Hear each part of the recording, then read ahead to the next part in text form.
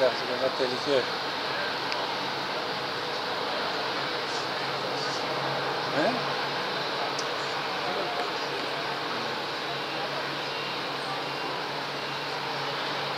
Yukarı çıktıkça gücü azalıyor.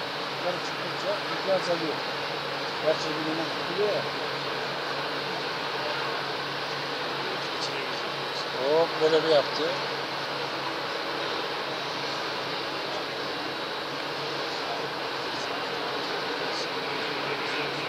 Bu bayağı kaldıracak kendini yani. Seviyor.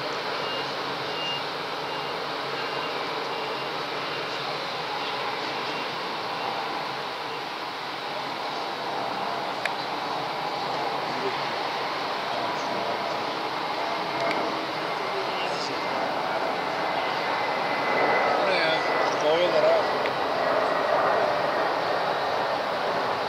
Yani pas mı geçiyor?